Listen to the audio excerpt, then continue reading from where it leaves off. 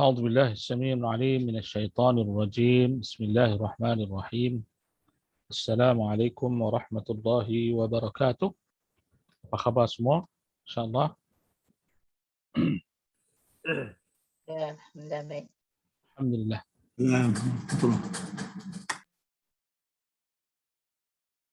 إن الحمد لله نحمده تعالى ونستعينه ونستغفره ونستهديه ونعوذ بالله من شرور أنفسنا وسيئات أعمالنا. من يهده الله فلا مضل له ومن يضلل فلن تجد له وليا مرشدا. من يطع الله ورسوله فقد رشد ومن يعص الله ورسوله فلا يضره إلا نفسه ولا يضر الله شيئا. قال النبي صلى الله عليه وسلم: ما من قوم يجتمعون في بيت من بيوت الله ويتلون كتاب الله ويتدارسونه إلا نزلت عليهم السكينة وغشتهم الرحمة وحفتهم الملائكة وذكر الله في من عنده.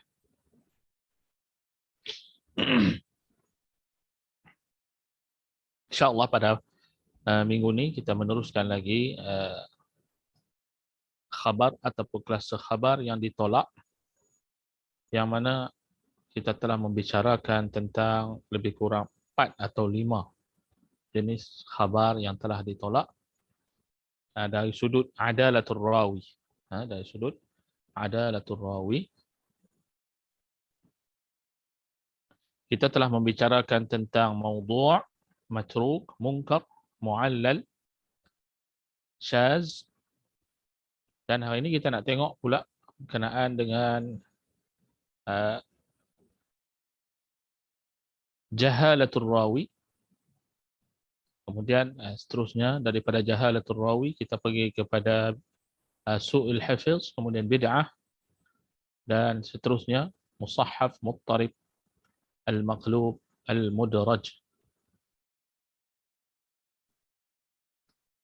Baik, berkenaan dengan hadis yang mana di dalamnya terdapat perawi yang tidak diketahui. Jahalatul rawi. Jahalatul rawi ini dia ada dua jenis jahalah.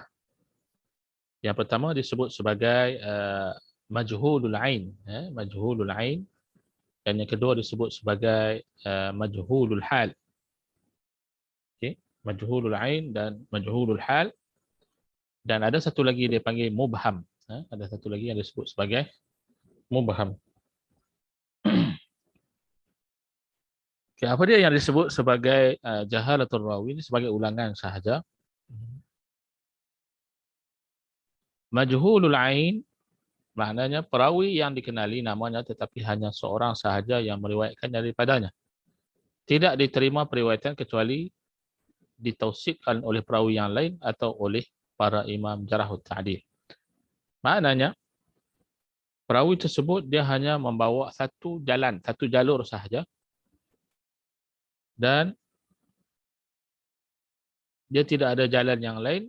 Dan kalaulah perawi tadi ini jalan tersebut telah ditausikkan oleh seseorang, maknanya telah menaikkan martabat dia yang hilang tadi ini, riwayat dia hanya seorang dan dia tidak diketahui keadaan dia, sehinggalah ada seorang yang memberitahu akan keadaan dia ataupun imam jarah wa ta'dil memberitahu tentang keadaan dia.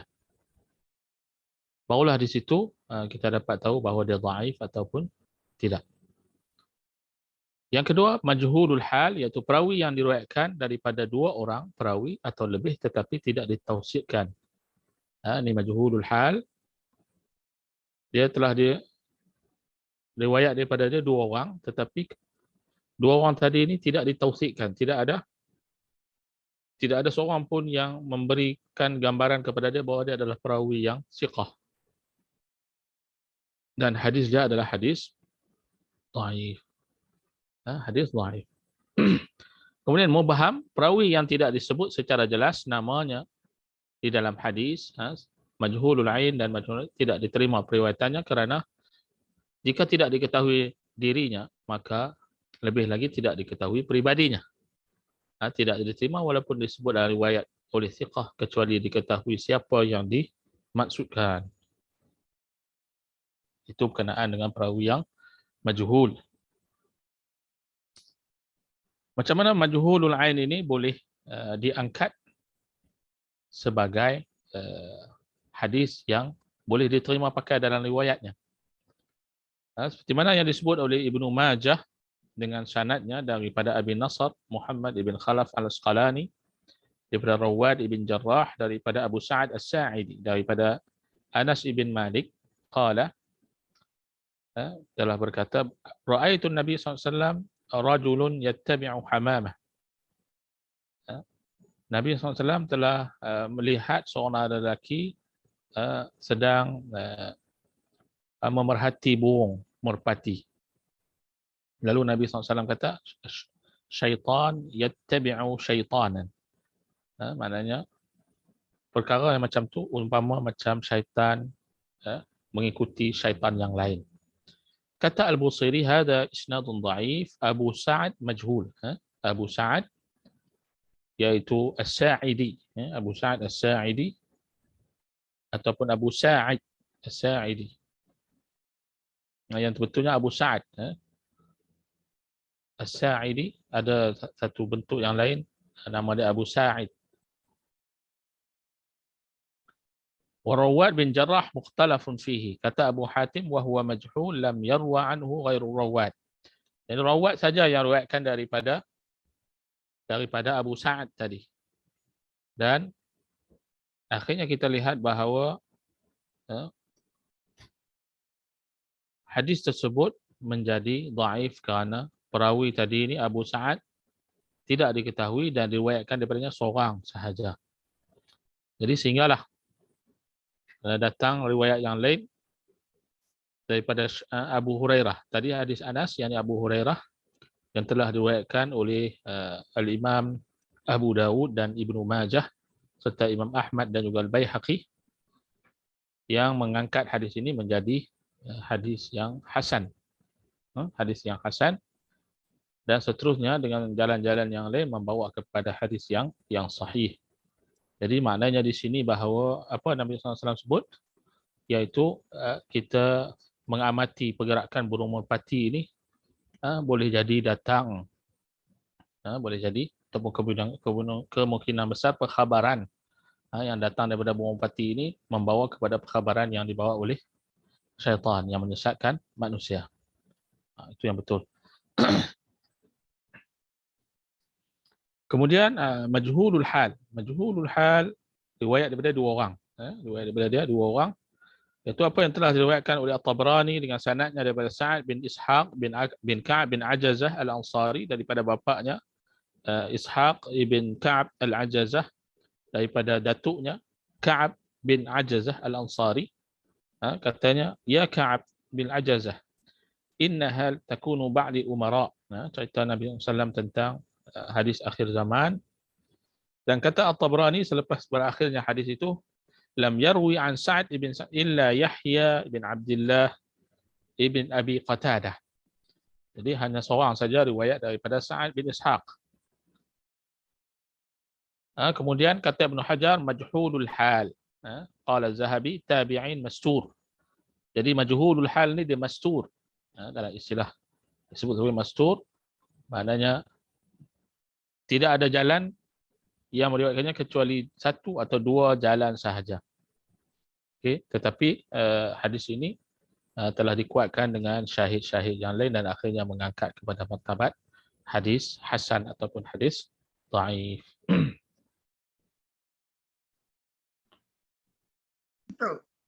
Ya, silakan.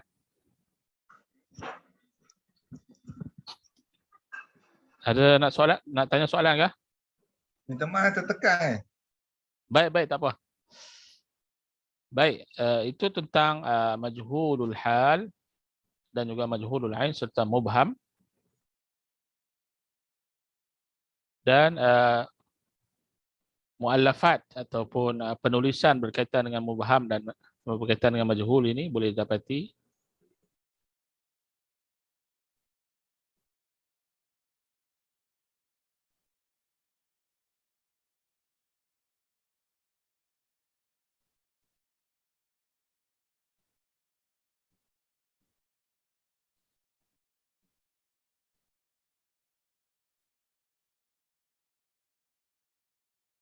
Okey, kitab yang pertama disebut sebagai Al-Ghawamid wal Mubhamat.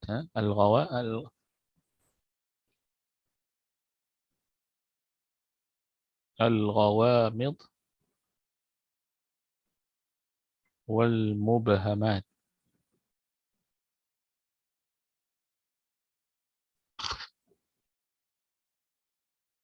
Pengarang dia adalah Abdul Ghani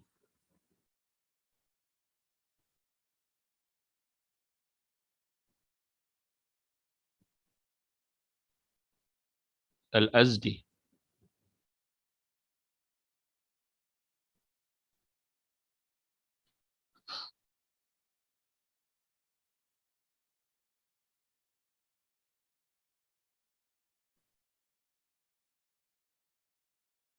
Yang kedua,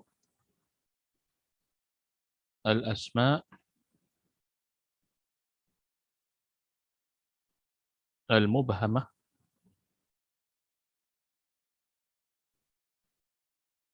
fil Anba'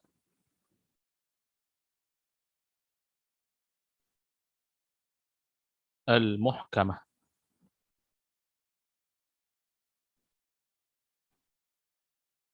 Al-Khatib Al-Baghdadi.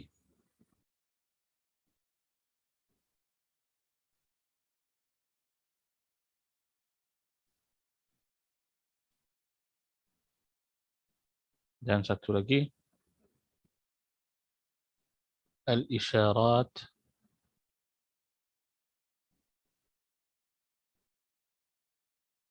ila Al-Mubhamat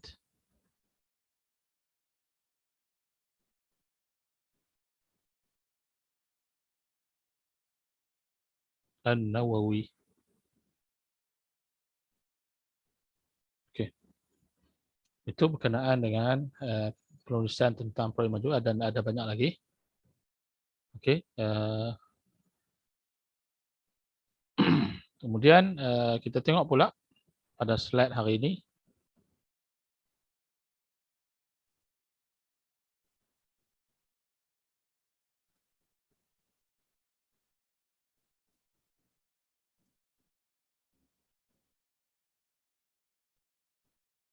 Kita sambung lagi. Iaitu hadis yang itu kita tengok tentang mu'allal dah selesai, jahalah dah selesai. Hari ini kita tengok selepas ni kita akan tengok bid'ah pula. Perawi yang membawa masalah dalam bid'ah. Di sini.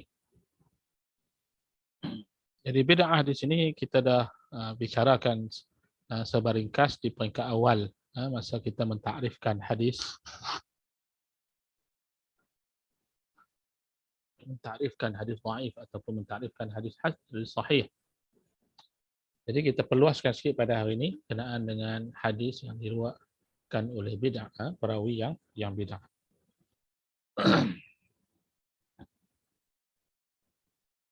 Bid'ah ni dari sudut bahasa bermaksud al-hadis, benda baru. Al-hadis satu benda baru. Dan bid'ah menurut istilah ialah al-hadath fid din ba'da al-ikmal. Sesuatu perkara yang baru yang berlaku dalam agama selepas agama ini telah disempurnakan. La asla lahu, tidak ada asal fid din, iaitu yang perkara yang berkaitan dengan agama, perkara yang berkaitan dengan ibadah, perkara yang berkaitan dengan akidah, ibadah, berkaitan dengan apa lagi yang disebut sebagai agama yang merangkumi hukum hakam 5 harus, iaitu makruh, wajib, kemudian sunat, haram dan sebagainya.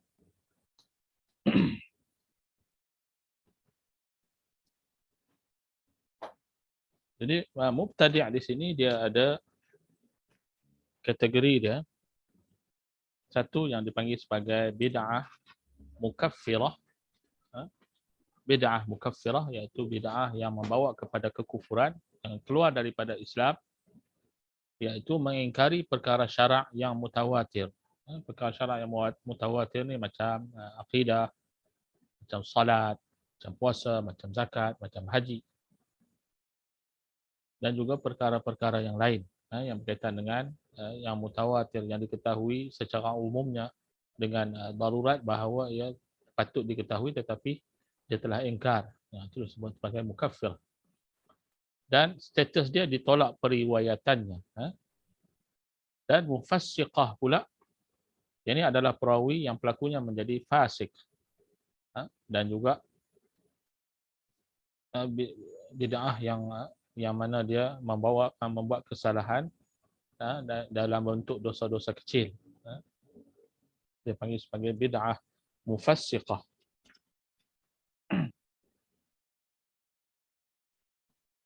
Baik. Untuk kita luaskan lagi dalam bab bid'ah ini, kita lihat bid'ah yang disebut sebagai bid'ah aqidah.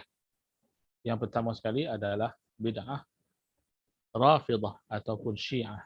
Bid'ah Rafidah ataupun Syiah.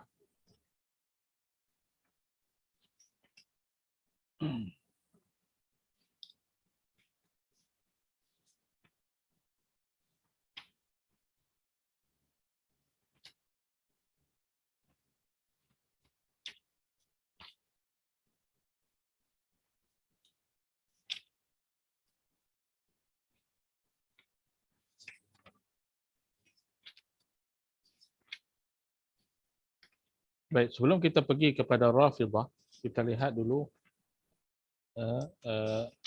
kumpulan yang pertama yang membawa kepada bid'ah mukaffirah ini, iaitu yang disebut sebagai Jabariyah. Kumpulan Jabariyah, kita tengok sebentar sedikit tentang Jabariyah, iaitu kumpulan yang mana mereka mempunyai akidah yang banyak, iaitu pegangan yang banyak, dan juga mempunyai bid'ah dan juga kesesatan yang begitu banyak. Dan asal usulnya dinisbahkan kepada Al-Jabar,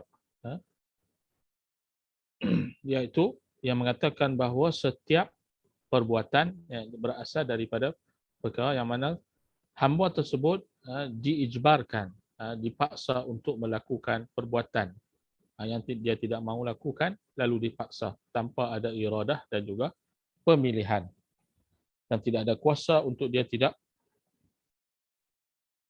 la qudrata lahu ala fi'li ma, walaupun dia tidak ada kuasa tetapi dipaksa untuk dibuat. Semua ini adalah Allah Subhanahu wa taala mengijbarkan dia. Jadi firaq al-Jabariyah ini dah berlaku pada zaman Nabi SAW, yang mana berlaku di kalangan orang musyrikin Mekah sendiri. Kemudian dia berkembang biak, iaitu semua perkara bermula dengan paksaan, bermula dengan paksaan. Dan kumpulan Jabariyah ini mula-mula sekali telah bermula pada zaman Khalifah Uthman ibn Affan, iaitu mereka menggunakan bentuk qadar, qadariyah, dan juga Jabariyah ni saling ada antara satu sama lain. Jadi orang yang mula-mula menyebut perkataan ni adalah Al-Ja'du ibn Dirham. Al-Ja'du ibn Dirham, yang mana Al-Ja'du ibn Dirham ini dia merupakan anak murid kepada seorang Yahudi yang bernama Talut ibn A'sam. Talut ibn A'sam. Kemudian selepas daripada itu, yang mengembang biaknya fahaman Jabariyah dan Qadariyah ini adalah Al-Jahmiyah, iaitu Jaham ibn Safwan. Jadi Jaham ibn Safwan dia kembangkan lagi mazhab yang dibawa oleh Ja'ad ibn Dirham, dan menambahnya banyak lagi perkara yang berlaku.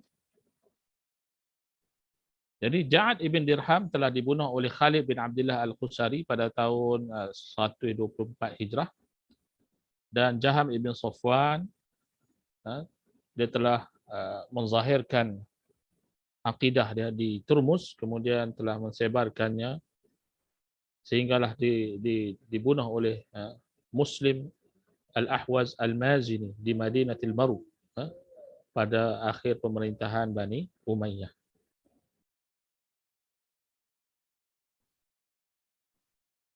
Itu tentang dan Jabariyah ini dia ada yang pertama, ulama telah membahagikan Jabariyah ini berdasarkan kepada pemikiran mereka dari sudut af'alul ibad, perbuatan hamba-hamba, kepada dua. Yang pertama Al-Jabariyah Al-Khalisah dan yang kedua Al-Jabariyah Al-Mutawassitah. Khalisah ni maknanya betul-betul mereka menganggap bahawa segala perbuatan hamba-hamba ini tidak ada pilihan kecuali buat. Mereka mendakwa bahawa hamba ini tidak ada punya iradah dan tidak ada punya kudrah untuk meninggalkan perbuatan tadi. Dan yang buat ni hanyalah Allah Subhanahu wa taala. Dan manusia tidak punya pilihan. Jenis yang kedua Jabariyah Mutawassitah, mereka adalah kumpulan Jabariyah yang mengisbatkan bahawa hamba itu ada kudrah, tetapi mereka kata kudrah itu tidak mempunyai kesan kepada perbuatan kerana kesemuanya datang daripada Allah Subhanahu wa taala. Dan natijahnya daripada kedua-dua kumpulan ini kesemuanya sama sahaja, iaitu kesemuanya perbuatan datang daripada Allah Subhanahu wa taala. Dan sebenarnya dari segi akidah Ahlussunnah wal Jamaah, manusia berhak memilih sama ada nak buat atau tidak buat, dan ia dalam pengetahuan Allah Subhanahu wa taala.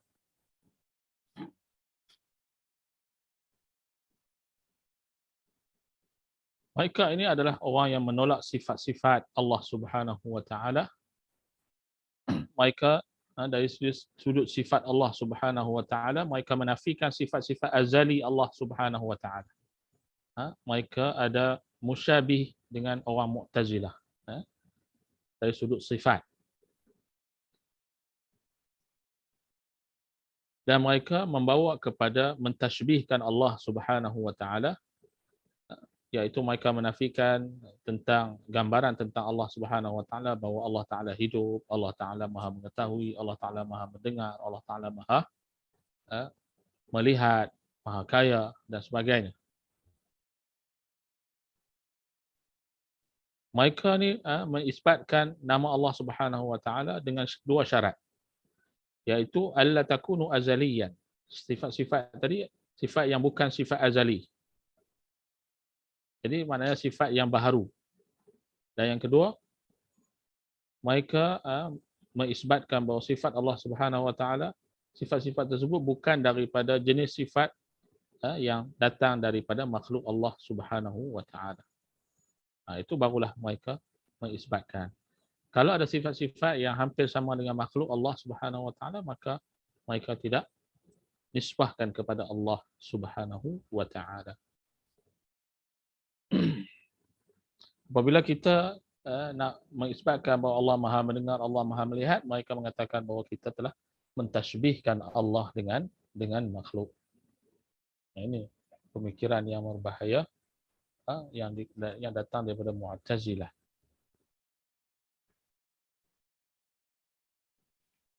Itu tentang Jabariyah. Kemudian Qadariyah. Qadariyah ini berlawanan dengan Jabariyah. Jabariyah tadi dipaksa. Qadariyah ni Allah tidak ada keterikatan dalam bab perbuatan mereka. Mereka ikut suka saja apa mereka buat. Macam Jabariyah tadi, kalau dilahirkan pencuri, maka pencurilah dia sampai ke akhir hayat. Macam Qadariyah ni dia telah membuat pilihan. Dan tidak ada keterikatan dengan Allah Subhanahu wa taala.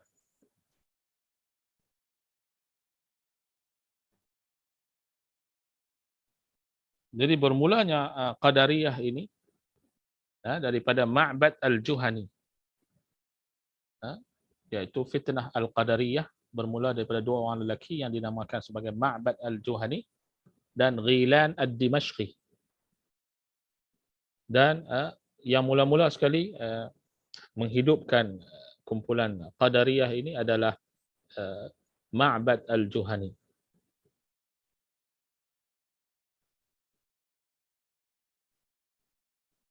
Jadi dalam Sunan At-Tirmizi menyebut satu hadis yang dinisbahkan kepada firqah Ma'bad Al-Juhani daripada Yahya ibn Ya'mar, katanya awwala man takallama fil qadar Ma'bad Al-Juhani. Kata Yahya ibn Ya'mar, salah seorang daripada tabi'in, menyebut bahawa orang-orang yang mula-mula berkata tentang Al-Qadar adalah Ma'bad Al-Juhani.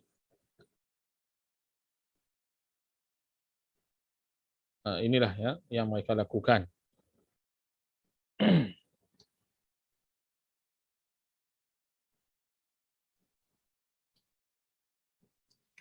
Dan fitnah mereka juga, mereka menganggap bahawa semua perbuatan ini adalah mereka berdasarkan kepada harus pada akal, maka harus pada mereka. Harus kepada akal, maka apabila akal mengharuskan, maka haruslah kesemuanya. Termasuklah Allah Subhanahu wa ta'ala.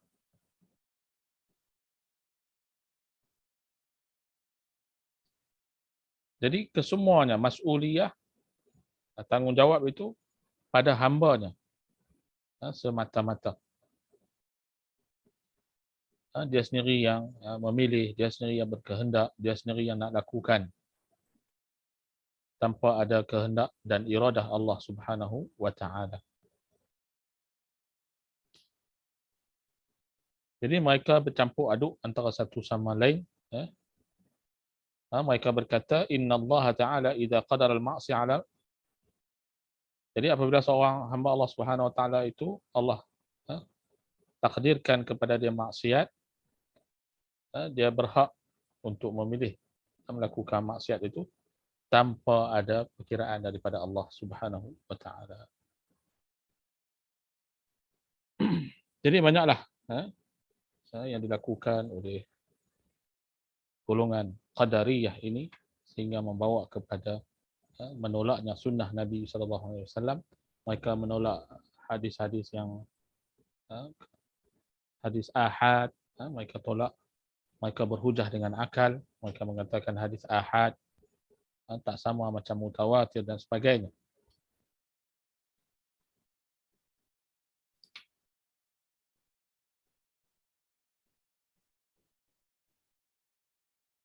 Jadi mereka menolak qadar Allah, qada dan qadar Allah Subhanahu wa ta'ala. Apa yang telah mereka buat adalah di atas pilihan mereka. Jadi mereka tidak beriman dengan qada dan qadar Allah Subhanahu wa ta'ala yang merupakan asal usul dalam agama, yang terletak dalam buku iman yang 6, iaitu beriman kepada qada dan qadar Allah Subhanahu wa ta'ala.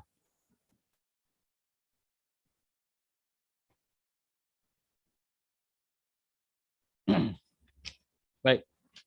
Kemudian kumpulan yang disebut sebagai Murji'ah. Kumpulan Murji'ah ini adalah kumpulan yang kekurangan dari sudut mentarifkan iman. Iman ini perlu dirangkumkan, Ahli Sunnah wal Jamaah merangkumkan iman itu kepada 3 perkara utama, iaitu al-iqrar bil lisan, at-tasdiq bil jinan, mengikrarkan dalam hati, kemudian menyebut dengan lidah dan menterjemah dengan anggota. Golongan Murji'ah ini adalah mereka yang kekurangan daripada 3 tafsiran ini. Itu mereka mengatakan bahawa iman itu hanyalah dalam hati sahaja. Iman adalah hati semata-mata, tidak termasuk qaulan wa amalan, ataupun mereka menolak. Ada yang pembahagian mereka ini, mereka menolak sama ada iman qaulun wa amal ataupun menolak amalan saja, qaul, at-tasdiq bil qaul, at-tasdiq bil jinan, dan juga al-iqraru bil lisan semata-mata, dan menolak dia panggil sebut sebagai al-amal, sebahagian daripada iman. Jadi masalah iman itu sendiri menjadi perbahasan mereka dan boleh membawa kepada kekufuran sekiranya tidak dibendung. Sebab itu iman ini dia perlu lengkap ke tiga unsur tadi, hati, lidah dan juga disebut dalam lidah dan juga amalan kita. Kemudian kita pergi kepada Mu'tazilah. Mu'tazilah ini iaitu mereka yang berada dalam majlis ilmu Hasan Al-Basri, iaitu mereka yang antaranya yang paling ketua sekali adalah Wasil ibn Atha. Wasil ibn Atha Al-Ghazal merupakan anak murid kepada Hasan Al-Basri, yang mana Hasan Al-Basri merupakan imam sunnah pada zamannya.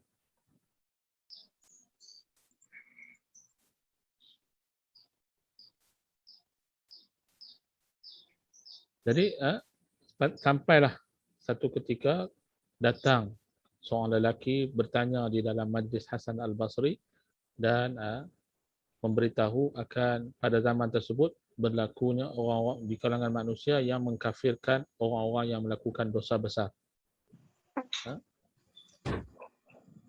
Iaitu mereka yang disebut sebagai Khawarij.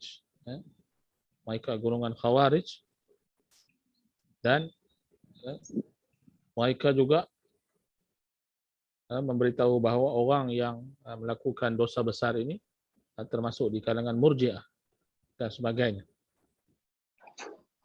Jadi golongan Mu'tazilah ini dia berkembang pada peringkat awalnya mereka terpengaruh dengan Qadariyah dan Jabariyah dari sudut menafikan sifat-sifat Allah Subhanahu wa taala yang azali. Jadi oleh kerana terkesan dengan Qadariyah dan Jabariyah ini, maka mereka keluar daripada kumpulan Ahlussunnah wal Jamaah lalu membentuk firqah yang disebut sebagai Mu'tazilah.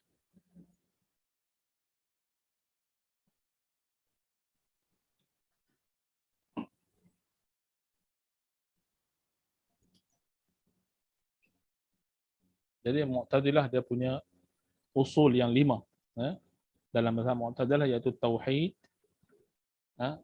keadilan, kemudian manzilah baina manzilatain, kemudian al-wa'du wal wa'id, al-amru bil ma'ruf wan nahyi 'anil munkar. Mereka ini ada prinsip-prinsip mereka yang sendiri dalam bab tauhid, dalam bab keadilan, dalam bab manzilah baina manzilatain dan sebagainya. Dan tak perlu kita nak tafsirkan di sini. Sebenarnya mereka adalah golongan dipanggil sebagai Mu'tazilah, adalah golongan yang terkeluar daripada Islam dari sudut akidah mereka. Jadi akidah ini membawa kepada kadang-kadang membawa kepada takwil, membawa kepada bentuk-bentuk yang lain yang dikembangkan menurut mazhab mereka. Yang mana mereka ini atas dasar menafikan sifat-sifat Allah Subhanahu wa taala lalu membentuk satu fahaman. Pada masa yang sama juga, pada zaman tersebut juga berlaku terjemahan buku-buku daripada Rom, daripada Parsi, daripada buku-buku Yunani yang pada ketika di atas usaha Khalifah Al-Ma'mun, sehingga berlakulah pertemuan disebut sebagai ilmu kalam. Dan malah mazhab Mu'tazilah ini pernah menjadi mengijbarkan pemerintah supaya mengikut Mu'tazilah, sehingga kita lihat pada zaman tersebut ramai di kalangan ulama yang ditangkap dan ada yang hampir dibunuh ketika mana mereka tidak mengakui apa yang dibawa oleh mereka. Itu tentang Mu'tazilah. Adapun Syiah ini bermula pada zaman awal lagi, iaitu dari peringkat politik semata-mata. Politik, iaitu mereka menganggap bahawa Sayyidina Ali sebagai yang berhak untuk menjadi khalifah berbanding dengan yang lain. Itu pada peringkat awal. Sehinggalah timbul pada zaman Sayyidina Uthman, yang mana bermula dengan Abdullah bin Sabah yang mendakwa bahawa Sayyidina Ali itu adalah Tuhan. Dan akhirnya golongan inilah yang memerangi orang-orang sahabat-sahabat Nabi SAW yang ada kecenderungan terhadap Sayyidina Uthman radhiyallahu an, dan akhirnya mereka membunuh Khalifah Uthman ibn Affan. Itu permulaan secara awalnya Syiah. Tetapi akhirnya golongan Syiah ini berkembang pesat sehingga membawa kepada akidah yang disebut, yang dibawa oleh Abdullah bin Sabah, dan kita lihat Syiah membawa kepada bentuk Rafidah pada hari ini. Syiah dia ada Syiah Imamiyah, Syiah Zaidiyah dan Syiah yang lain-lainnya. Dan yang paling ringan kita lihat pada hari ini adalah Syiah Zaidiyah, dan hanya ada beberapa perkara saja yang berbeza dengan ahli sunnah wal jamaah, tapi kalau ia tidak dibendung dengan betul juga menyebabkan mereka boleh keluar daripada Islam. Itu Syiah. Dan Islam Imam Syiah Imamiyah ataupun Syiah Ja'fariyah dan sebagainya, mereka ini kalau kita lihat kepada i'tiqad mereka terkeluar daripada Islam, yang mana mereka ini disebut sebagai Rafidah. Rafidah, dan kita lihat amalan-amalan mereka banyak bercanggah dengan ajaran Islam, dan mereka ini yang disebut sebagai bid'ah mukaffirah. Bid'ah mukaffirah mempunyai Al-Quran yang tersendiri, Al-Quran Fatimah, mempunyai syariah yang tersendiri dan sebagainya. Mereka mempunyai syiar-syiar agama yang tersendiri, haji mereka yang tersendiri dan sebagainya, membawa kepada mukaffirah, keluar daripada agama Allah Subhanahu wa taala. Dari sudut perawi hadisnya, apabila mukaffirah, secara tak langsung dia adalah riwayat yang ditolak. Adapun perawi yang dia mengamalkan, kadang-kadang mungkin dalam bab kata-kata dia, kadang-kadang dia menyokong Sayyidina Ali, ataupun kata-kata dia sebahagiannya mungkin disebut hadis, dia menolak hadis-hadis yang berkaitan dengan Khawarij umpamanya. Khawarij ni juga serpihan daripada Syiah juga, tetapi mereka ini yang mengingkari majlis tahkim. Daripada kumpulan Sayyidina Ali juga yang mengingkari majlis tahkim, lalu membentuk kumpulan yang disebut sebagai Khawarij. Khawarij. Dan mereka inilah yang, daripada kumpulan inilah yang mereka ini telah mengisytiharkan pelaku dosa besar itu wajar dibunuh dan wajar berada dalam neraka selama-lamanya.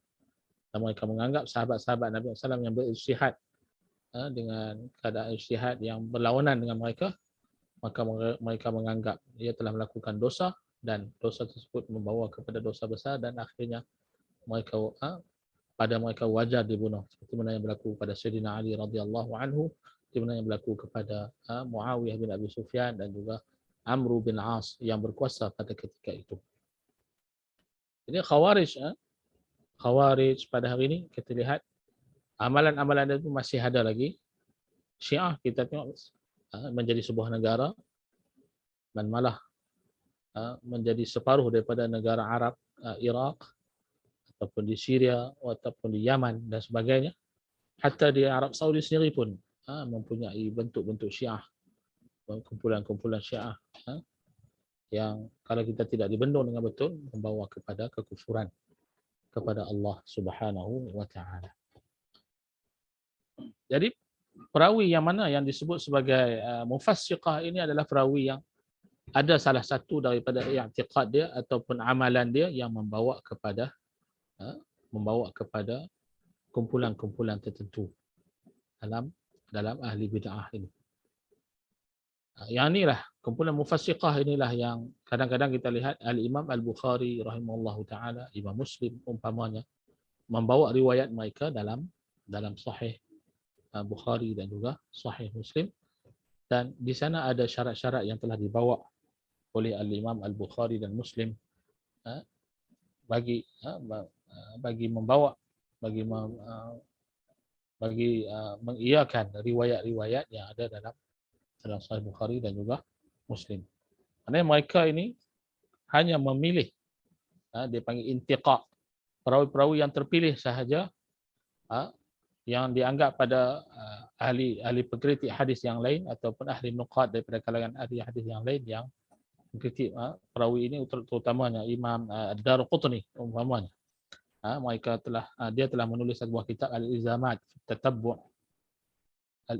wa Tatabbu' dalam hadis Bukhari Muslim, yang mana dia telah menyeraikan perawi-perawi yang membawa bid'ah, tetapi telah dijawab satu persatu oleh Ibnu Hajar di dalam kitabnya Taghliqut Ta'liq, dan juga riwayat-riwayat yang berkaitan dengan dalam Fathul Bari juga disenaraikan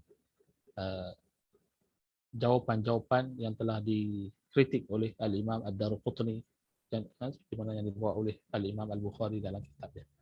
Jadi perawi yang membawa bid'ah ini memberi kesan, sama ada kesannya kepada hadis tersebut ditolak secara langsung, itu disebut sebagai matruk kerana dia membawa bid'ah yang mufassiqah, yang mukaffirah, ataupun membawa kepada hadis itu hadis hasan ataupun hadis yang sahih tetapi martabatnya kurang sikit berbanding dengan kesahihan yang lain, disebabkan oleh keadaan perawi dia yang mufassiqah ataupun bid'ah yang mufassiqah tadi.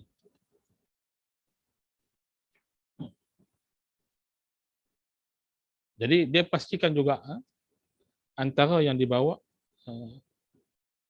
ialah alla yakunu hadisahu fi bid'ati. Nah, hadis yang dibawa itu bukan hadis yang menguatkan lagi bid'ah yang dibawa. Itu satu. Yang kedua, dia mestilah seorang yang mausuf bil adalati wat dhabt. Dia membawa bid'ah yang mufassiqah, tetapi kadang-kadang mausuf, iaitu dia digambarkan sebagai seorang yang mempunyai keadilan dan juga dhabit yang tinggi. Pemeliharaan dan pemeliharaan hadis itu sentiasa dijaga ketika mana dia membawa riwayat-riwayat. InsyaAllah kalau ada masa nanti kita akan tunjukkan, kita akan tunjukkan di mana perawi-perawi Bukhari atau Muslim yang mana mereka telah mengambil perawi-perawi daripada ahli bid'ah yang disebut oleh Al-Imam Ad-Darqutni.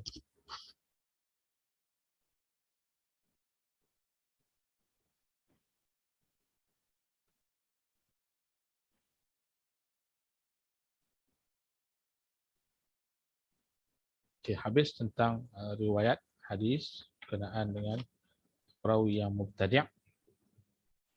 Anda tak mau sentuh panjang lagi. Mungkin masa kita pun dihabiskan kalau membicarakan tentang ahli bid'ah. Ini banyak kumpulan-kumpulan dia sebenarnya. Kalau orang di sana tanya, adakah Asy'ariyah dan Maturidiyah ini merupakan golongan mubtadi' juga? Jawapan anda mudah, iaitu mereka masih lagi di kalangan ahli sunnah wal jamaah. Cuma berbeza dalam bab perkara yang berkaitan dengan cabang dalam bab akidah, iaitu dalam bab akidah berkaitan dengan sifat-sifat Allah Subhanahu wa taala. Sebab itulah ahli sunnah wal jamaah ni di dalamnya ada ahli hadis, ada Hanabilah, ada al-Asy'ariyah, ada al-Maturidiyah, dan sebahagian daripada kemungkinan ahli yang lain yang mana mereka tidak terkeluar daripada fahaman ahli sunnah wal jamaah. Sebahagian besarnya adalah di kalangan mereka yang disebut sebagai ahli hadis ataupun akidah al-Hanabilah ataupun golongan al-Asy'ariyah dan al-Maturidiyah.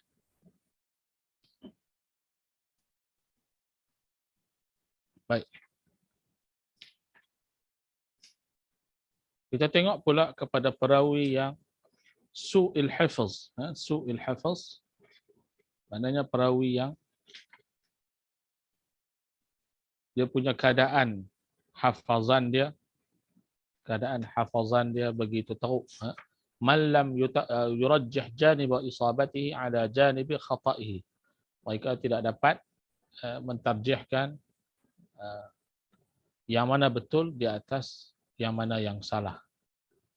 Jadi su'il hifz ini terpecah kepada Kita tengok.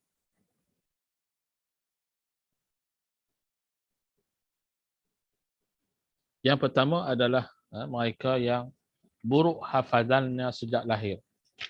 Su'ul hifz itu mereka yang hafazannya teruk pada peringkat akhir, pada peringkat dilahirkan lagi dia mempunyai hafazan yang sangat teruk. Yang ini disebut sebagai perawi su'ul hifz.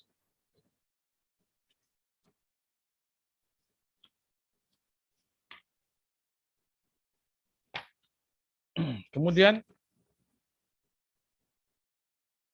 yang satu jenis lagi adalah yang berlaku ikhtilat pada perawi tersebut disebabkan oleh terlalu tua ataupun hilang penglihatan ataupun kerana berlaku peristiwa yang tidak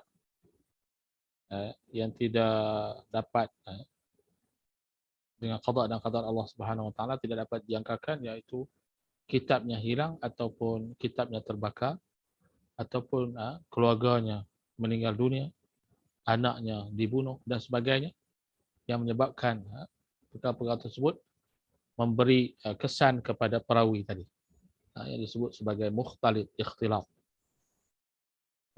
Yang sudah tua ni disebut sebagai taghayyara bi akharah. Taghayyara bi akharah maknanya telah bertukar pada akhirnya, telah bertukar bentuk hafazannya pada akhir hayat dia kerana sudah nyanyok ataupun tua. Disebut dalam istilah sebagai taghayyara bi akharatin. Jadi riwayat mereka kita menerima riwayat mereka sebelum berlaku ikhtilaf dan menolak riwayat mereka selepas berlaku ikhtilaf. Dan sekiranya tidak dapat dipastikan riwayat tersebut, maka kita tawakuf. Itu yang riwayat su'ul hifz ini.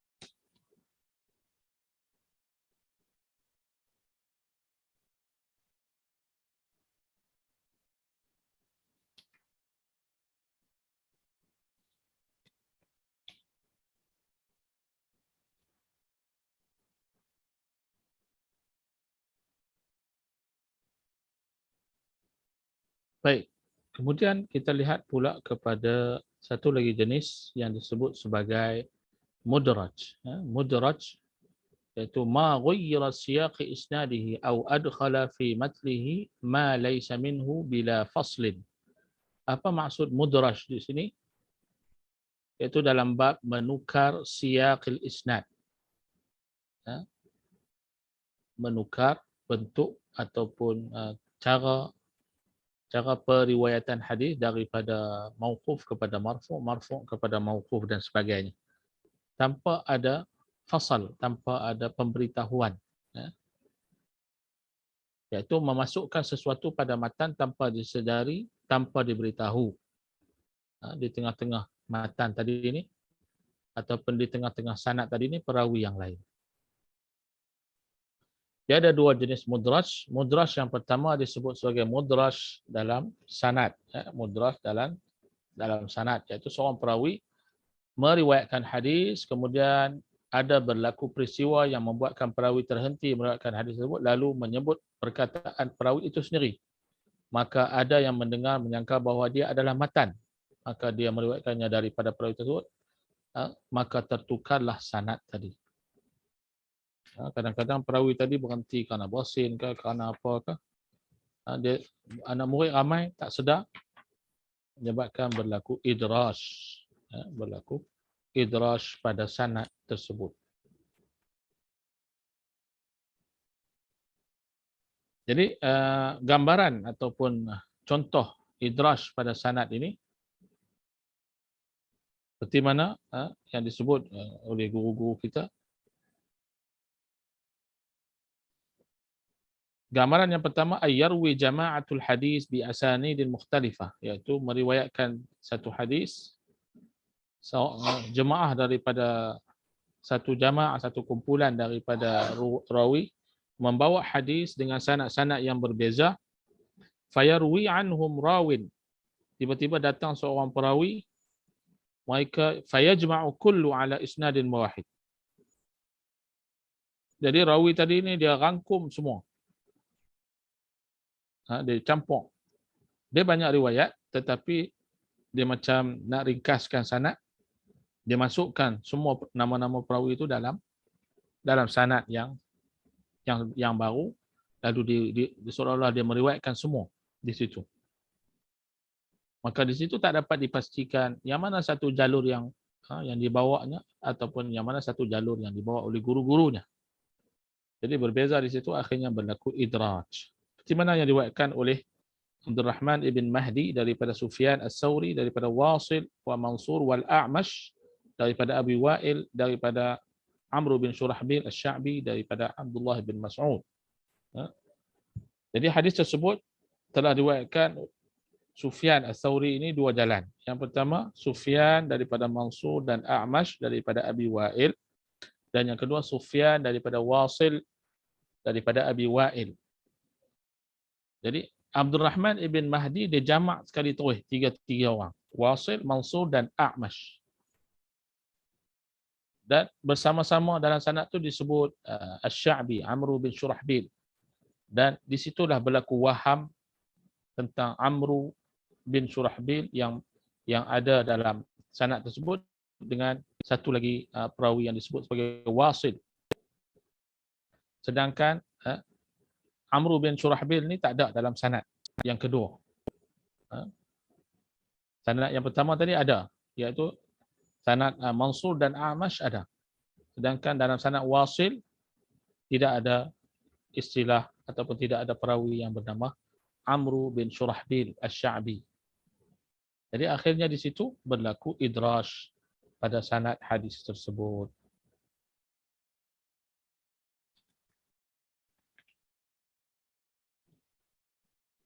Kemudian mudraj pada matan, iaitu sesuatu yang dimasukkan dalam matan tanpa ada penjelasan dan keterangan yang boleh berlaku di awal, pertengahan dan di akhir matan tadi.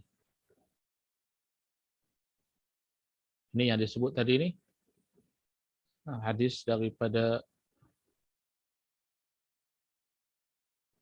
Sabit ibn Musa Zahid dan riwayatnya, man kasura salatuhu bil lail hasuna wajhuhu bin nahar.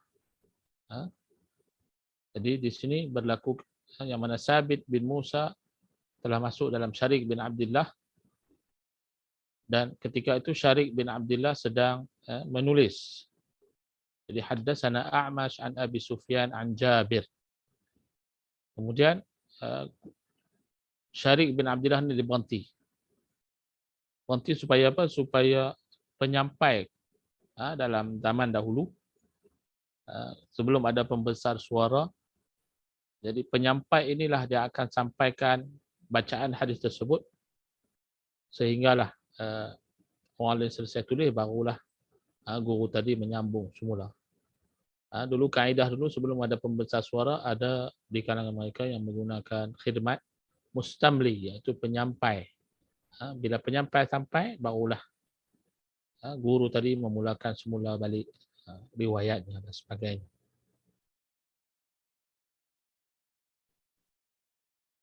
Jadi riwayat yang mengatakan bahawa man kasura salatuhu bil laili hasuna wajhuhu bin nahar bukan datang daripada sanad tadi.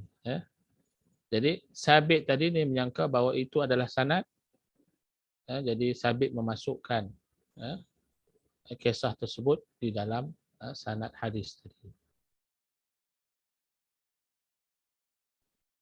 Mudraj pada awal matan. Ini contoh dia, asbighul wudu' wailan lil aqaba minan nar. Faqauluhu asbighul wudu' mudraj min kalami Abu Hurairah. Asbighul wudu' ni kalam Abu Hurairah. Kama buyina fi riwayat al-Bukhari an Adam an Syu'bah an Muhammad ibn Ziyad an Abi Hurairah. Asbighul wudu' fa inna Aba Qasim qala wailun lil aqaba minan nar. Jadi hadis tu potongannya hanyalah wailun lil aqaba minan nar. Itu neraka wail bagi yang mana tidak sempurna wuduk, yang mana aqab iaitu kuku lali yang tidak terkena air wuduk ini sebahagian daripada dijilat oleh api neraka kalau kita tidak sempurnakan wuduk. Itu wa'id yang disebut oleh Nabi sallallahu alaihi wasallam. Tapi orang menyangka bahawa asbighul wudu' wailun lil aqabi minan nar itu adalah sebahagian daripada hadis, sedangkan ia adalah daripada kata-kata Abu Hurairah. Ulama membezakan di antara kata-kata sahabat dengan kata-kata Nabi SAW. Sebab kata-kata Nabi merupakan wahyu daripada Allah Subhanahu Wa Taala, sedangkan sahabat memahami daripada maksud hadis Nabi itu tidak boleh dikira sebagai hadis. Mudraj di pertengahan matan. Di pertengahan matan iaitu yang berlaku pada hadis Aisyah radhiyallahu an, kana Nabi sallallahu alaihi wasallam yatahannasu fi gharil Hiraq. Dia ada perkataan wa huwa ta'abbud al-layali zawatil adad. Fa qawluhu wa huwa ta'abbud mudraj min kalam az-Zuhri. Jadi riwayat daripada Aisyah ada satu perkataan disebut wa huwa ta'abbud, iaitu adalah kalam Zuhri. Di mana yang disebut dalam Al-Imam Al-Bukhari dalam riwayatnya hadis berkenaan dengan bad'il wahyi tadi. Jadi dalam penulisan hadis bila ada mudraj, ia adalah simbol-simbol tertentu yang ditulis oleh para perawi untuk membezakan di antara perkataan Nabi SAW dengan perkataan perawi daripada hadis Nabi SAW tadi. Dan mudraj pada akhir matan iaitu yang berlaku dalam hadis Abu Hurairah, lil abdi mamlukun ajran. Bagi seorang hamba, abdi itu 2 pahala. Walladhi nafsi biyadihi laulal jihadu fi sabilillah wal hajj wa birrul ummi la ahbabtu an amuta wa ana mamluk. Jadi perkataan walladhi nafsi biyadihi dari dia merupakan kata-kata Abu Hurairah. Jadi hadisnya cuma lil abdil mamluk ajran. Dan perkataan walladhi nafsi biyadihi sehinggalah kepada wa ana mamluk itu adalah kata-kata daripada Abu Hurairah radhiyallahu an.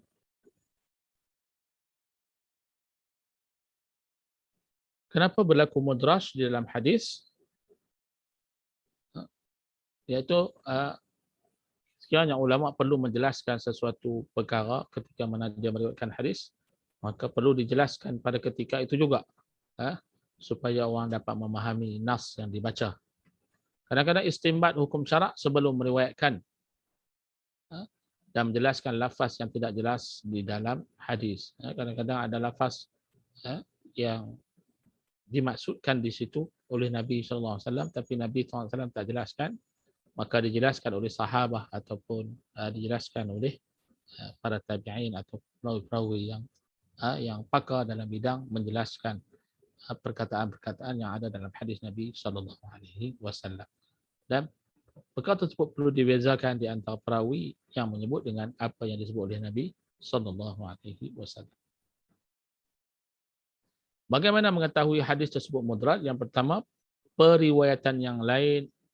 Maksudnya apabila dikumpulkan semua riwayat, maka disitulah kita dapat lihat bagaimana berlaku perbezaan. Yang mana yang ada mudraj, yang mana yang tidak ada idraj. Yang kedua, dinyatakan oleh para pengkaji hadis. Yang ketiga, perawi sendiri mengakuinya. Yang keempat, mustahil Nabi berkata sedemikian.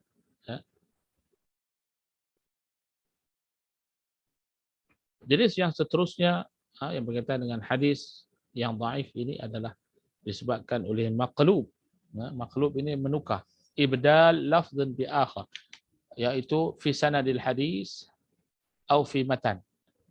Dia menukar lafaz hadis ataupun lafaz pada sanad hadis, sama ada mentakhirkan ataupun mentakdimkan ataupun menukar kepada yang lain. Disebut sebagai maqlub.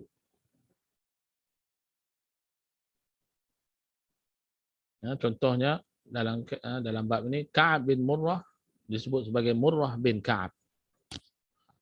Ini takdim dan takhir. Disebut sebagai maqlub. Maqlub pada sanad yaitu ayyubdil rawi syakhsan bi akhar bi qasd al-ighrab.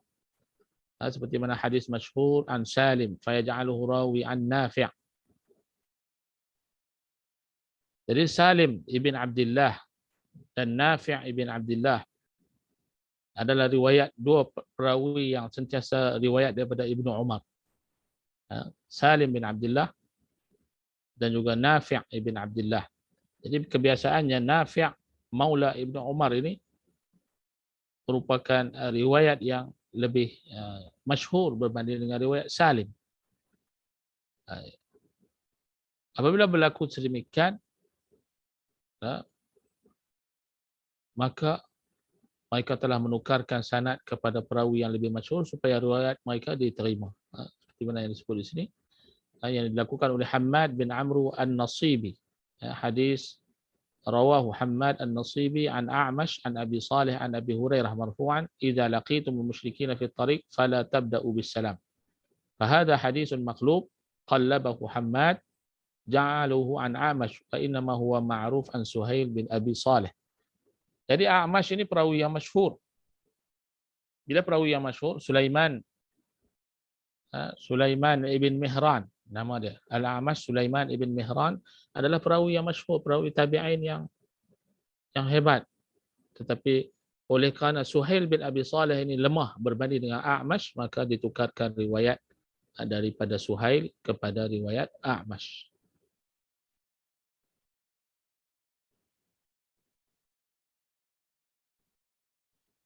Ayuqaddimu rawi wa yuakhiru fi ba'di matn al-hadis.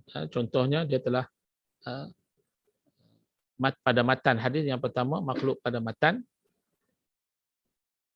Hadis Abu Hurairah dalam Sahih Muslim dalam bab sab'atun alladhi yudhilluhumullahu fi dhillihi yawma la dhilla illa dhilluh wa fihi wa rajulun tasaddaqu bi sadaqatin fa akhfahu hatta la ta'lamu yaminuhu ma tunfiqu shimal. فهذا ممن قلب على بعض الرواة وإنما هو حتى تعلم شماله ما تنفق يمينه. لا تعلم يمينه ما تنفق شماله, ni hadis yang maqlub. Sepatutnya yamin duduk di akhir, shimal duduk di awal. Itu yang sepatutnya. Jadi oleh kerana tidak ada kefahaman hadis kepada perawi tadi menyebabkan apa yang disebut oleh Nabi SAW ditukar daripada lafaz yang tidak sepatutnya. Maqlub matan yang kedua iaitu rawi menjadikan matan tadi ini pada sanad yang lain. Wa yaj'alu isnaduhu li matnin akhar. Jadi dia tukar sanad hadis dengan sanad yang lain. Seperti mana yang dibuat oleh ahli Baghdad bersama Imam Bukhari. Idza qalabu lahu mi'ata hadis fasa'alu anhu imtihanan li hifdhihi faraddahu ala ma kanat alaihi qabla al-qabd wa lam yukhti fihi wahid.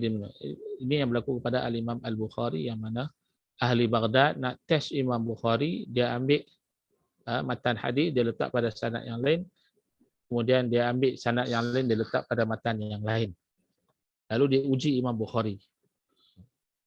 Ini makhluk yang berlaku supaya kalau orang tu tak ada kepakaran ataupun tidak mengetahui selok-belok tentang ilmu riwayah ataupun matan hadis Nabi SAW, maka dia tertukar di antara sanad kepada sanad yang lain.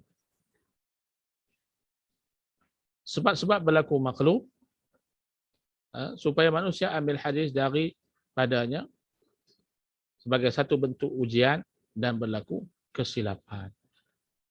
Ini untuk kemasyhuran, itu yang pertama. Kadang-kadang dia buat makhluk dia itu supaya orang ambil benda yang pelik daripada dia. Kemudian yang makhlub yang kedua, bentuk ujian ni maknanya seperti mana yang berlaku kepada Imam Bukhari. Ditukar sanad kepada matan yang lain, diambil sanad yang lain, diletak pada sanad yang lain, dan akhirnya Imam Bukhari betulkan satu persatu sanad yang telah mereka tukarkan tadi. Kehebatan Al-Imam Al-Bukhari ketika mana mula-mula masuk ke dalam negeri Baghdad. Itu yang berlaku. Dan yang terakhir berlaku kesilapan, yang ni kemungkinan perawi hadis tadi ni tidak kurang ingatan yang teruk dan sebagainya, yang menyebabkan berlaku kesilapan dalam mentakhir ataupun mentakdimkan lafaz-lafaz dalam sanad dan hadis Nabi sallallahu alaihi wasallam.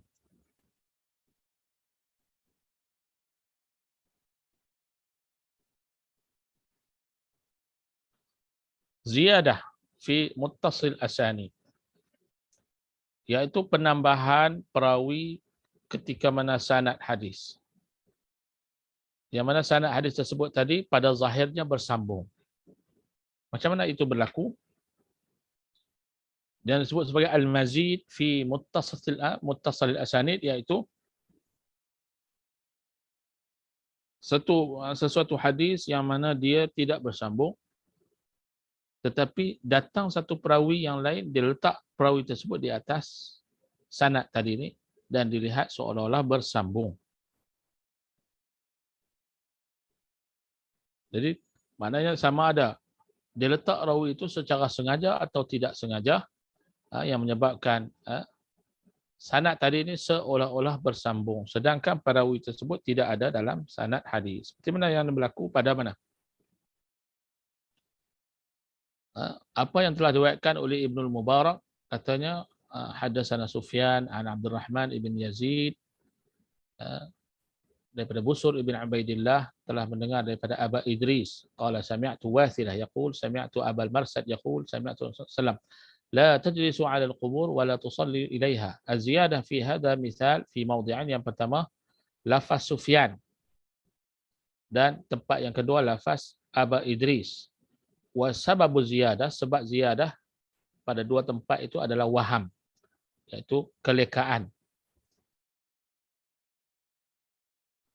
Jadi Sufyan di sini waham daripada orang yang sebelum Ibnul Mubarak. Karena terdapat sebilangan daripada siqat yang meriwayatkan hadis daripada Abdullah bin Mubarak, daripada Abdurrahman bin Yazid secara terus menerus. Jadi Sufyan ini yang kebiasaannya sanad tu ada Sufyan, tiba-tiba dalam bab ini tidak ada Sufyan, lalu mereka tiba-tiba menambah Sufyan dalam sanad tadi. Kemudian lafaz Aba Idris waham sendiri daripada Ibnul Mubarak, kerana bilangan siqat yang meriwayatkan hadis daripada Abdurrahman ibn Yazid, kebanyakan mereka tidak menyebut perkataan Aba Idris. Abdurrahman ibn Yazid terus saja terus kepada Busur ibn Wasilah. Tidak ada Aba Idris di situ. Jadi Aba Idris dan Sufyan merupakan ziyadah pada sanad. Pada kebiasaannya sanad mereka ada, tapi pada bab sanad ini mereka tidak ada. Tetapi berlaku waham, berlaku kelekaan daripada perawi yang siqah ataupun tidak siqah, menyebabkan riwayat tadi bertambah perawi dia.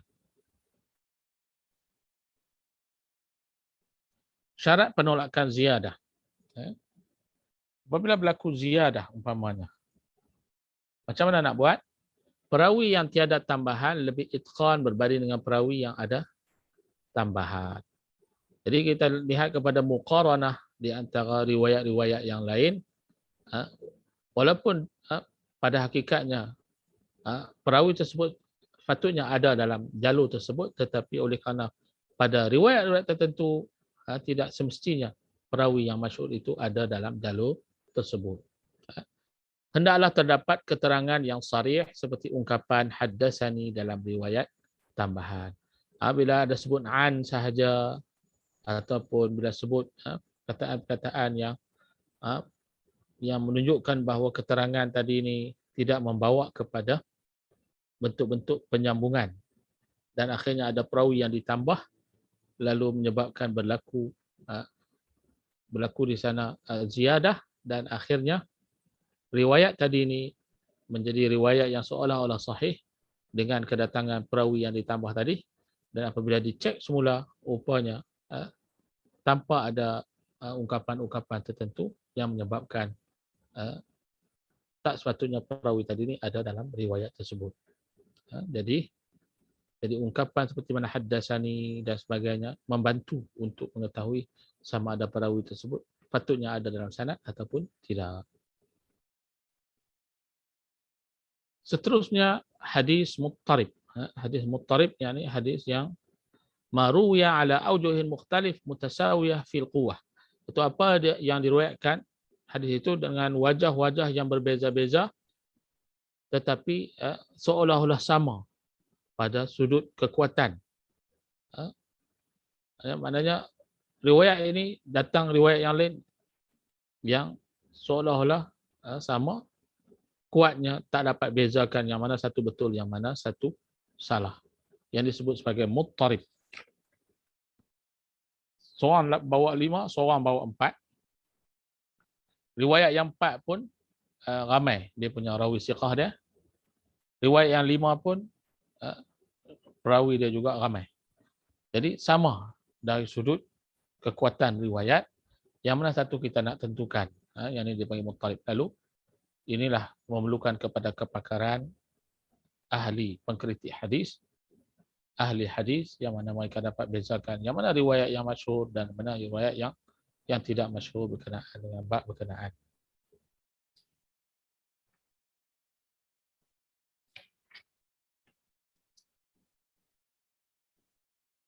Jadi maknanya kalau muttarib ini tak mungkin kita nak taufikkan ataupun nak rangkumkan sekali menjadi satu makna. 4 dan 5, 3 dan 7 umpamanya. Susah kita nak gambarkan di situ kerana masing-masing ada dia punya kekuatan. Jadi apa syarat berlaku hadis itu muttarib? Okey. Yang pertama sekali, antakuna wujuhul ikhtilaf mutasawiyah fil quwwah. Bentuk-bentuk percanggahan itu sama bentuk kuat dia. Fa in tarajjaha ahdul wujuh bi ay yakunu ahduhuma sahih wal akhar dha'if farujah hinaidin sahih. Jadi kalaulah salah satunya apabila ditarjihkan, maka salah satunya menjadi sahih, satu lagi menjadi dhaif. Yang mana satu yang disebut sebagai mahfuz, satu lagi yang disebut sebagai syaz. Jadi yang mana satu yang betul, kita tak dapat ketahui. Itu syarat yang pertama. Syarat yang kedua, ta'azzar al-jam'. Tak boleh kita nak jamak di antara dua riwayat tadi. Sekiranya berlaku boleh jamak, maka jamak tadi ini boleh dilakukan. Sebab itu dalam hadis muttarib ini, kita ambil kaedah yang paling penting sekali, iaitu kita belajar dulu dalam bab ilmu mukhtalaful hadis, sama ada dia nak jamak di antara dua riwayat tadi, ataupun kita lihat kepada nasikh dan mansukh dia, yang mana satu yang tarikh awal dia nasikh, yang mana tarikh akhir dia mansukh dan sebagainya, ataupun kita buat tarjih. Bagaimana kita nak buat tarjih? Kita buat dengan tengok pada riwayat yang salah satunya dhaif, salah satunya sahih, ataupun kita lihat dari keseluruhan riwayat tadi yang mana lebih bentuk ada perawi yang sahih, siqah pada fulan, tidak siqah pada fulan dan sebagainya. Jadi bentuk-bentuk wajah-wajah qara'in yang boleh mentarjihkan hadis tersebut. Sebab kaedah kita dalam Islam tidak mungkin di antara nas Al-Quran ataupun nas hadis sesama hadis itu bertembung antara satu sama lain sehinggalah ada satu natijah yang betul. Sama ada kajian tersebut telah dibuat oleh ulama pada peringkat awal dan sehingga hari ini tak selesai, ataupun di akhirnya nanti kita jumpa satu wajah, satu bentuk tarjih yang boleh membawa kepada penyelesaian akan bab tadi insya-Allah. Dan akhir sekali, kalau tidak ada yang boleh kita nak tarjihkan, maka kita perlu tawakuf dahulu. Kita beramal dengan perkara tersebut.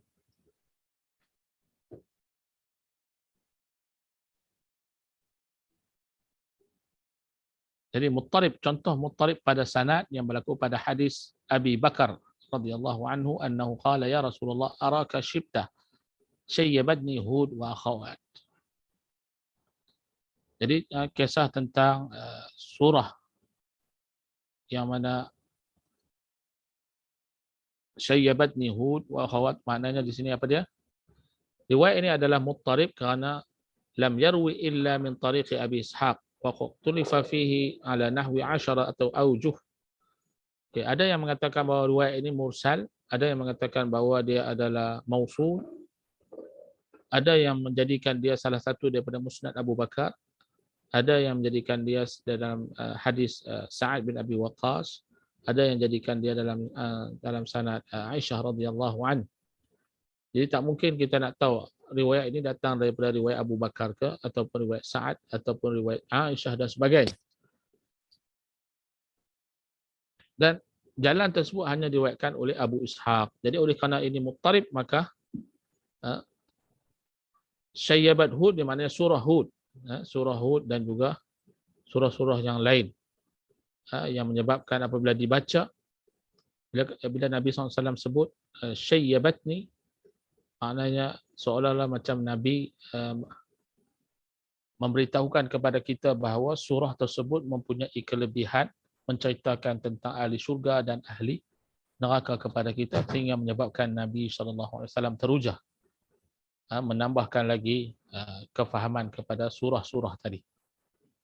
Dan disebut sebagai Syayyabatni Hud, maknanya surah Hud, dan juga surah-surah yang disebut dalam hadis tersebut. Jadi hadis tersebut ikhtilaf dari sudut ittirab, dan akhirnya kita lihat bagaimana Imam Albani rahimahullah ta'ala menhasankan hadis yang menyebut tentang kelebihan-kelebihan surah yang Nabi SAW baca. Contohnya surah apa? Surah Ar-Rahman umpamanya disebut tentang ahli syurga dan ahli neraka. Begitu juga dalam surah Al-Waqi'ah. Jadi Waqi'ah, Ar-Rahman, semua ini yang disebut oleh Nabi SAW sebagai Syayyabatni, memberikan gambaran kepada Islam bahawa memberi berita gembira dan ingin kita masuk syurga, dan apabila membawa berita buruk tentang neraka, maka Nabi SAW cepat-cepat berta'awuz atau cepat-cepat a'udhu biwajhika.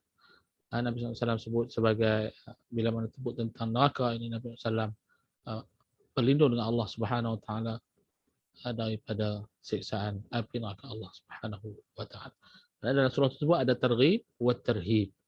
Itu yang dimaksudkan sebagai Syayyabatni Hud wa akhawatuha. Jadi muttalib matan, contohnya apa yang disebut oleh Al-Imam At-Tirmizi daripada Syarik, daripada Abi Hamzah, daripada Sya'bi, daripada Fatimah binti Qais. Su'ila Rasulullah SAW zakah, inna fil mali lahaqqun siwa zakah. Dalam riwayat Ibnu Majah kata dengan satu lafaz yang lain, laisa fil mal haqqun siwa zakah. Jadi berbeza di situ, laisa fil mal dengan satu inna fil mal. Jadi kata Al-Iraqi, fahadha al-ittirab la yahtamilu ta'wil. Ini adalah ittirab, satu kata laisa, tidak ada harta tu yang punya hak kecuali zakat, yang satu lagi dalam harta itu punya hak kecuali zakat sahaja. Beza. Berbeza dari sudut maksud yang tersendiri dari sudut riwayat hadis tadi.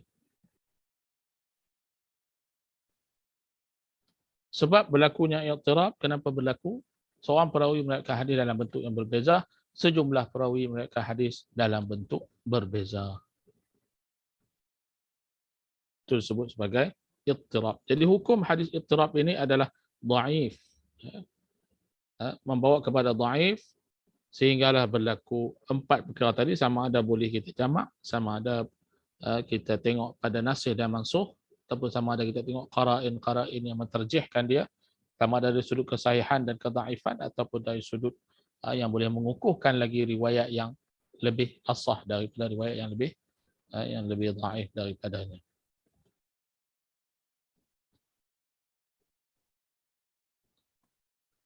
Kemudian jenis yang seterusnya iaitu musahhif, musahhif ataupun muharrif, iaitu taghyirul kalimah fil hadis ila ghairi ma rawahu as-siqat lafzan wa ma'nan, iaitu perubahan perkataan di dalam hadis kepada perkataan yang lain yang mana diriwayatkan oleh siqat secara lafaz ataupun secara makna. Disebut sebagai musahhif di sini. Jadi tashif terbahagi kepada dua, sama ada yang pertama tempat, yang kedua sumber, yang ketiga struktur dia. Tempat dia sama ada pada matan ataupun pada sanad.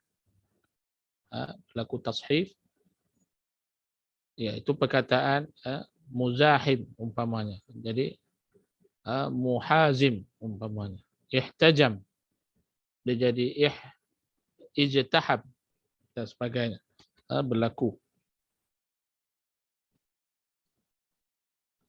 Jadi contoh tashif pada sanad, contohnya hadis Syu'bah daripada Awam bin Murajim, telah ditashih menjadi murajim kepada muzahim. Murajim kepada, ini pada sanad.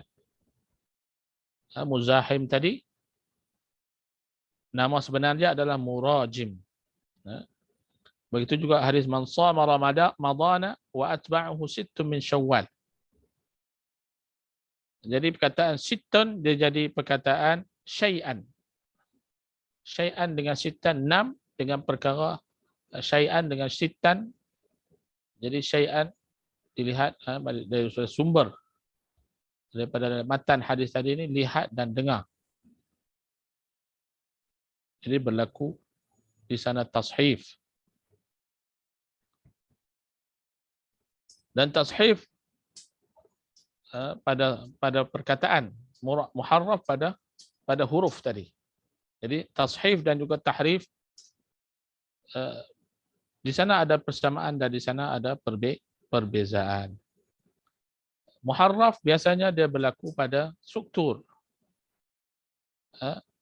Struktur ni pada disebut sebagai perkataan tadi ini, sama ada berbaris atas ataupun berbaris bawah dan sebagainya. Zaid disebut Zabib dengan Zubaid. Tasghir dengan Zabid, iaitu isim fa'il, isim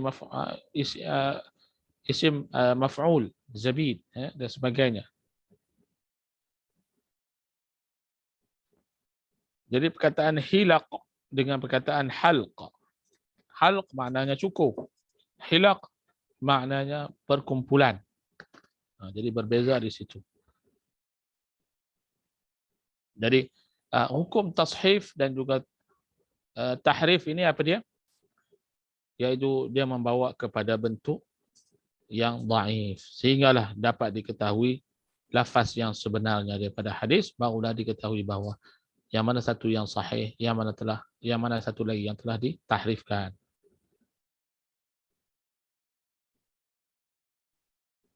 Okey. Yang disebut oleh Ibn Hajar musahhif yang tiada titik, muharrif yang dalam bentuk-bentuk ataupun kalimah-kalimah tertentu. Adakah tashif tercela? Ada sedikit. Jika sedikit tidak tercela, dan jika banyak menunjukkan kelemahan pada hafazan perawi. Sebab berlaku banyak tashif, sebab ambil banyak daripada kitab, dan yang kedua tidak berguru. Macam kita baca kitab sendiri, kita faham sendiri. Itu boleh berlaku tashif. Macam kita baca kitab lama-lama. Macam dulu ejaan tupai dengan topi. Dalam kitab, contohnya dalam kitab lama-lama dulu, kalau tawau paya jadi. Kalau kitab dulu dia panggil tupai. Kalau istilah sekarang dia panggil topi. Jadi Jawi sekarang dimudahkan lagi dengan mengambil pendekatan untuk tambah huruf. Kalau topi dengan tupai dibezakan dengan alif. Tawau pa alif, ya dia jadi tupai. Jadi sebab tu kitab-kitab lama ni kadang-kadang kalau kita tak dibaca tanpa berguru, kadang-kadang dia berlaku banyak tashif dan sebagainya.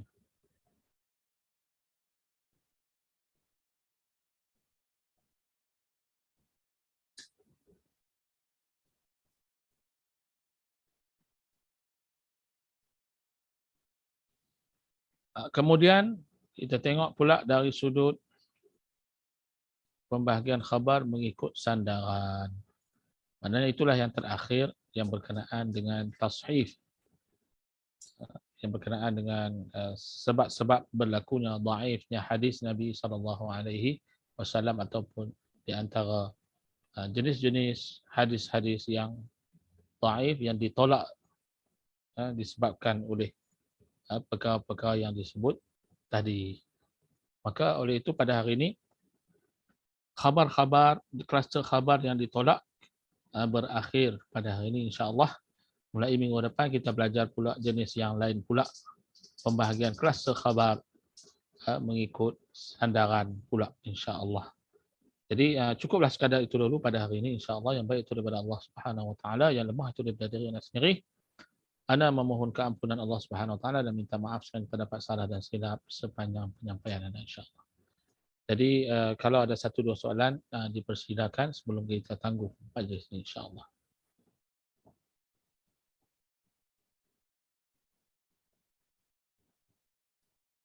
Ada soalan nak tanya tak?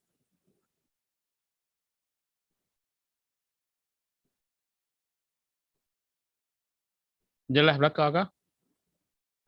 InsyaAllah.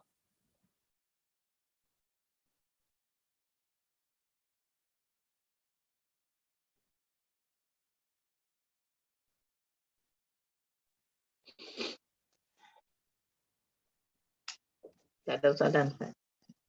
Baik, semua jelas kan insya-Allah. Kalau jelas belakang insya-Allah tak ada apa-apa lagi, kita tangguh dulu dengan bacaan kafaratul majlis dan surah Al-Asr. Subhanakallahumma wa bihamdika asyhadu an la ilaha illa anta astaghfiruka wa atubu ilaik.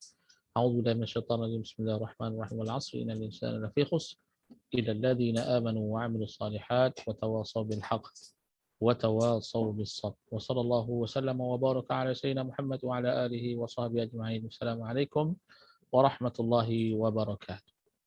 Waalaikumsalam warahmatullahi wabarakatuh. السلام ورحمة الله وبركاته.